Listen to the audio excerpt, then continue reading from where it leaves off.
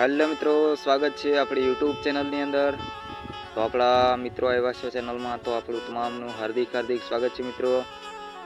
तो मित्रों, आज अपना वीडियो नी अंदर आपणे जाणवाना छे कि रामदेव पीर महाराज नो पाठ सतयुग में कोणे अने क्यारे मांड्यो हतो अने केटलो पुरानो पाठ छे, एनो इतिहास शुं छे, आ तमाम वस्तु आज अपना वीडियो नी अंदर आपणे जाणवाना छे। तो बन्या रहो मित्रों वीडियो नी अंदर।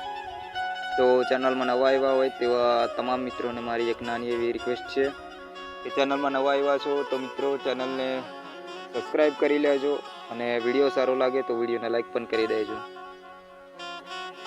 तो मित्रों, रामदेव पीर महाराज नो जो पाठ है ये पाठ आज हळहळता कलियुग में आपणे जोईए छे तेवा रामदेवजी महाराज ना अनेक एवा भक्तों छे जे कलियुगनी अंदर रामदेव पीर महाराजनी भक्ति करे छे। साची श्रद्धा और विश्वास साथे रामदेवजी महाराजनी भक्ति करे छे अने भक्ति करीने धन्य थाय छे। अने आजे ठेर ठेर जग्याए आपणे जोईए छे तो त्यां पाठ मांडवामां आवे छे, परंतु पाठ जे छे ए खूब पुराणो जे इतिहास धरावे छे। तो आ पाठ जे छे सौ प्रथम क्यारे अने कोणे मांड्यो हतो अने आ पाठनी प्रथा क्यारथी चाले छे, तो आज आ संपूर्णपणे विडियो नी अंदर आपणे जाणवाना छे। तो आनी जे कथा जे छे एक पौराणिक कथा छे ते अनुसार आपणे आज वात करीशुं। तो मित्रों, पौराणिक एक कथा छे के कथा सतयुगनी कथा छे अने कथा जे ते समये भगवान विष्णुनो नरसिंह अवतार थयो हतो ते समयनी आ कथा छे कि આપણે ભક્ત પ્રહલાદનું નામ સાંભળ્યું છે કે ભક્ત પ્રહલાદ પોતે ભગવાન વિષ્ણુની ભક્તિ કરી અને ખૂબ પોતાનું મોટું નામ બનાવ્યું છે। ભગવાન વિષ્ણુ સ્વયં પ્રહલાદની રક્ષા કરી હતી। ભગવાન વિષ્ણુ સાથે પ્રહલાદ અને ભગવાન વિષ્ણુને ભક્ત અને ભગવાનનો નાતો છે। તો ભક્ત અને ભગવાનની જે લીલા થઈ હતી સતયુગની અંદર, તો આની જે કથા છે તો જે રીતે भक्त प्रहलाद जे हतो तेनो जे पिता हतो हिरण्यकश्यप ते खूब त्राहिमाम मचावतो हतो आ धरती पर। ते असुर हतो अने असुरनो ज आ पुत्र प्रहलाद पण हतो। तो आ रीते आ हिरण्यकश्यप नामनो आ जे राक्षस हतो ते भक्त प्रहलाद ने खूब ज हैरानगति करतो हतो।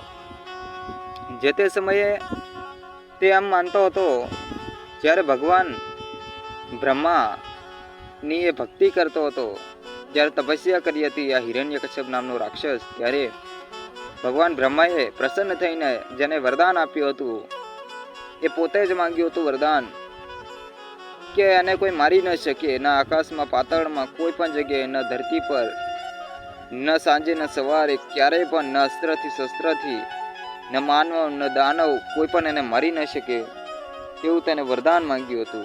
त्यारे ब्रह्माए प्रसन्न थईने तेनी भक्ति जोईने ब्रह्माए तो एने वरदान आपी दीधुं, परंतु वरदान मळी गया पछी ते पोते एम मानवा लाग्यो कि हवे ते भगवान छे, अहींया बीजो धरती पर कोई भगवान नथी। आम मानीने आ हिरण्यकश्यप नामनो जे राक्षस छे आ धरती पर त्राहिमाम मचावा लाग्यो अने तेना ज घरनी अंदर जन्म लेनार भक्त प्रहलाद ने खूब हैरानगति करवा लाग्यो, कारण के ते पोतानुं ज नाम सिमरन करवावतो हतो, पोते ज भगवान छे एम मानतो हतो, अहींया बीजो कोई हवे भगवान नथी। त्यारे भक्त प्रहलाद छे भगवान नारायण विष्णुनी भक्ति करतो हतो। ते ओम नमो भगवते वासुदेवाय नमः जेवा मंत्रनो जाप करतो हतो। ते आ हिरण्यकश्यप नामना राक्षस असुरने गमતું नहोતું, એને આ વસ્તુ ગમતી નહીં, માટે તે भक्त प्रहलाद ने हैरानगति करतो हतो अने घणी बधी परीक्षाओं कसोटीओ करी ते छतां पण भक्त प्रहलाद तेमां क्यारे पण एनी जाळमां फसाया नहीं। त्यारे भक्त प्रहलाद छे तेने उगारवा माटे भगवान पण एटला बधा तत्पर हता के एना भक्तने जराक पण आंच आववा न दीधी। ज्यारे होलिका दहन थयुं त्यारे पण आपणे होलिकानी पण आपणे कथा जाणीए छे, त्यारे पण आ भक्त प्रहलाद ने होली में सळगाववामां आव्यो त्यारे होलिका बळीने राख थई गई, परंतु भक्त प्रहलाद छे तेनो विजय थयो, सत्यनो विजय थयो।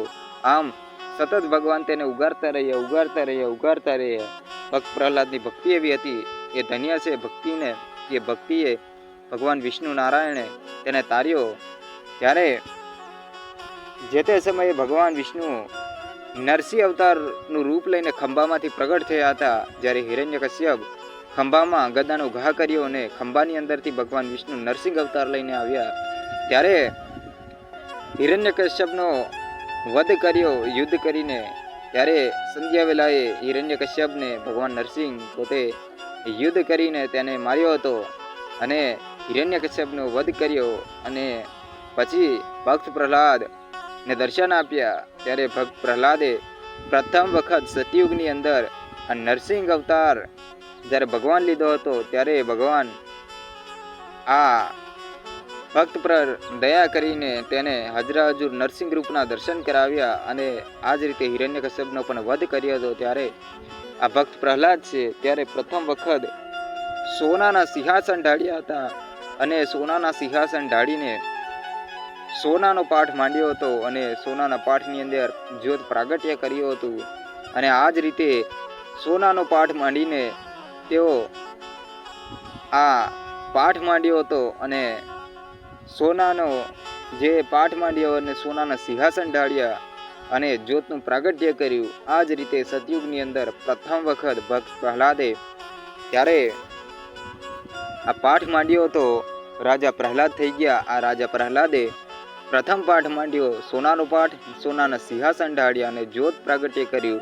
તો આ જ રીતે ભક્ત પ્રહલાદે પ્રથમ વખત પહેલા યુગનો કહેવાય કે પહેલો યુગ, જ્યારે પહેલા યુગની અંદર પાઠ માંડ્યો હોય તો રાજા પ્રહલાદનું નામ આવે છે. કેમ કે પ્રથમ વખત તેઓએ પાઠ માંડ્યો હતો. જે રીતે આપણે વાત કરી કે સોનાનો પાઠ અને સોનાના સિંહાસન અને જ્યોતનું પ્રાગટ્ય કરવામાં આવ્યું હતું. તો આ જ રીતે ભક્ત પ્રહલાદે આ પાઠ હતો તે પાઠ સતયુગમાં માંડ્યો હતો અને એ પાઠ આજે કળિયુગમાં પણ માંડવામાં આવે છે, પરંતુ આજે માટીનો માંડવામાં આવે છે. તે સમયે સોનાનો માંડ્યો હતો, બીજા યુગમાં ચાંદીનો માંડવામાં આવ્યો હતો, ત્રીજા યુગમાં ત્રાંબાનો અને ચોથા યુગ કળિયુગમાં માટીનો માંડવામાં આવે છે. આમ યુગો યુગોથી આ પાઠ માંડવામાં આવે છે. તો મિત્રો, વિડીયો તમને કેવો લાગ્યો? વિડીયો સારો લાગ્યો હોય તો વિડીયોને લાઇક કરજો. ચેનલમાં નવા આવ્યા હોય તો ચેનલને સબસ્ક્રાઈબ કરી લેજો અને આવા જ અવનવા વિડીયો જોવા માટે આપણી ચેનલની અંદર આવતા રહેજો. તો ચાલો મિત્રો, મળીશું આપણે આપણા નેક્સ્ટ વિડીયોને. તો બધાને જય સીતારામ, રાધે કૃષ્ણ.